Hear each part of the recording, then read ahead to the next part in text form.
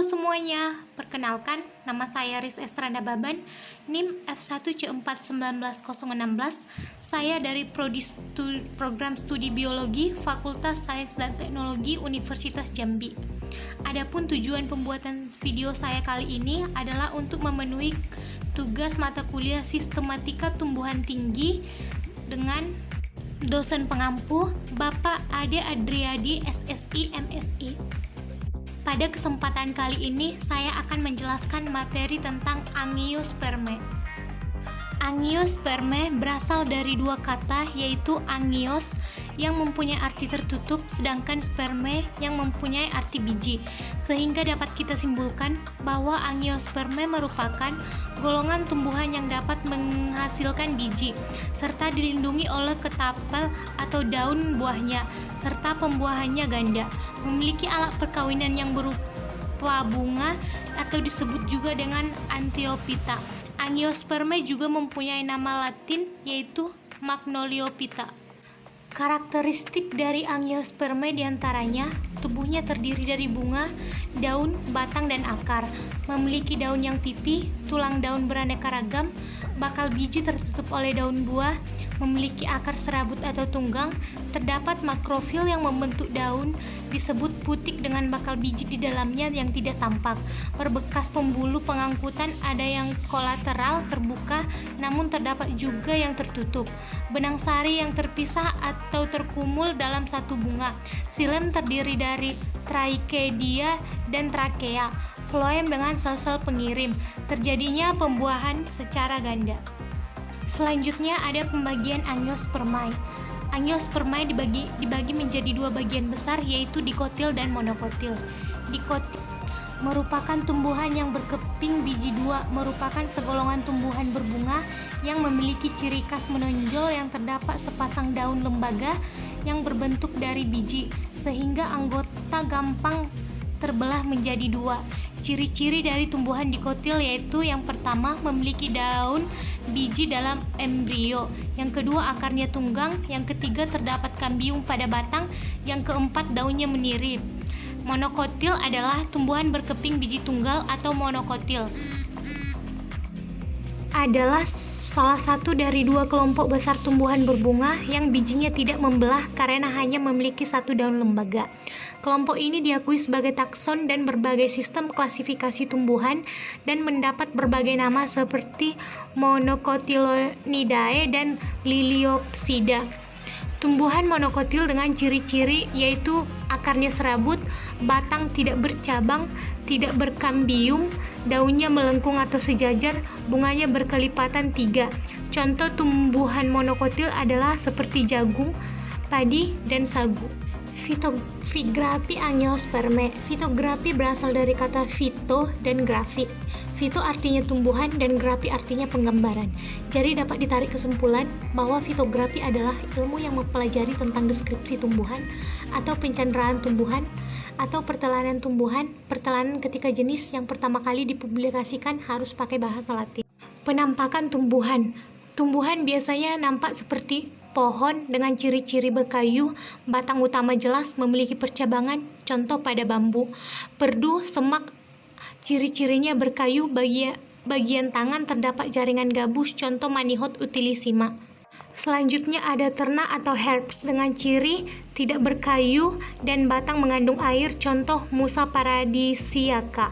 Selanjutnya ada liana atau climber dengan ciri tumbuhan memanjat, melekatkan akarnya pada substratnya. Fitografi dari Angiospermae adalah bentuk-bentuk hidupnya. Yang pertama, planta monokarpa atau berbunga satu kali dan setelah buah masak akan mati. Yang kedua, planta polikarpa atau perennis atau berbunga dan berbuah berkali-kali atau evergreen. Yang ketiga, kelompok tanaman berdasarkan lingkungannya.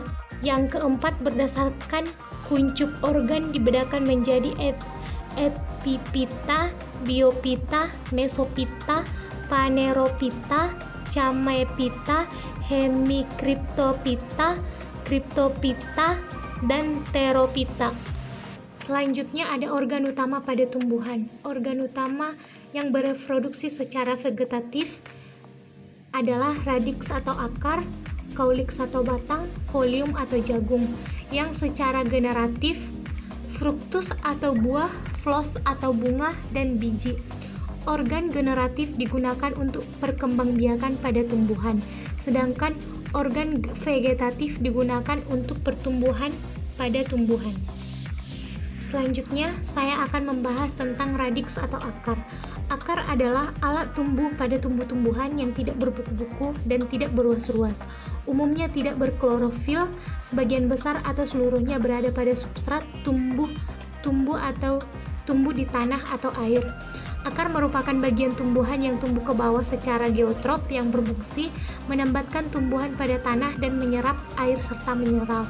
Akar berasal dari lembaga akar radikula dalam embrio, tapi tidak ada pula yang berasal dari jaringan sekunder batang, terutama pada tumbuh-tumbuhan yang hidup di permukaan tanah.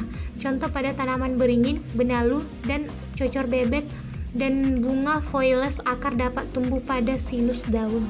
Fungsi utama akar adalah untuk sebagai penopang tumbuhan, penyerapan air, mengikat air dan garam tanah, membantu proses pernafasan pada tumbuhan, meletakkan dirinya pada inang, dan membantu proses asimilasi. Susunan struktur akar adalah yang pertama pangkal akar atau leher akar, yang kedua batang akar atau corpus rhizidis, yang ketiga ujung akar atau apex radicus, yang keempat akar cabang atau radix lateralis, yang kelima akar serabut atau fibria radicalis, yang keenam bulu-bulu akar atau pilus radicalis, yang ketujuh ada tudung akar atau calyptra. Selanjutnya ada caulix atau batang. Bentuk-bentuk dari batang diantaranya ada culm atau berongga, terete atau kompak atau padat, menyegi enam, dan kalamus atau seperti bulu kumpai. Batang merupakan organ pendukung dan pengantar pada tumbuhan, biasanya merupakan lanjutan dari epitel dan tumbuhan atas. Umumnya terletak di atas tanah atau bag permukaan, mempunyai nodus dan internodus, dan ada yang berklorofil. Fungsi batang adalah sebagai organ pengangkutan air dan bahan fotosintesis serta hasil fotosintesis. Organ penunjang, memperluas bidang asimilasi, tempat penimbunan zat makanan. Fungsi fisiologisnya adalah alat transportasi xilem dan floem, alat respirasi, dan alat transpirasi. Fungsi mekanisnya adalah tempat melekatnya organ daun dan bunga. Bagian utama dari batang ada yaitu pepangan, jaringan terluar yang melapisi kayu, empulur, jaringan terdalam biasanya lunak, dan kayu adalah substansi keras batang pohon. Selanjutnya ada folium atau daun. Daun umumnya pipih, melebar, dan hijau. Contohnya aloe vera sebagai tempat terjadinya fotosintesis. Fungsi daun itu sendiri yang secara fisiologi atau biologi adalah tempat terjadinya fotosintesis, tempat terjadinya respirasi, gutasi, dan transpirasi. Fungsi secara ekonomis adalah dimanfaatkan sebagai makanan, obat, bahan serat, dan digunakan sebagai bahan pewarna. Fungsi secara ekologi yaitu penyerapan pemanasan global. Bagian utama dari daun yaitu yang pertama helai upi daun, yang kedua tangkai daun, yang keempat pelepah daun. Selanjutnya ada fructus dan phlos. Putik yang berkembang menjadi dewasa dan merupakan organ tumbuhan yang mengandung biji. Buah adalah bakal buah yang tumbuh menjadi buah sesudah mengalami perubahan dari bakal biji. Tipe buah dapat berupa buah kering tidak memecah, buah kering memecah, buah kapsul, buah sizokarpik, buah buni, buah tunggal, buah ganda, buah majemuk, dan buah semu. Fungsi dari buah adalah alat perkembangbiakan pada tumbuhan, sumber vitamin, sumber mineral, sumber minyak, sumber karbohidrat, dan sumber protein. Bunga merupakan satuan perkembangbiakan pada angiospermae, terdiri atas putik, benang sari, dan seperangkat hiasan di atas suatu dasar. Peranan bunga yang sangat banyak adalah salah satunya sebagai pengungkap rasa.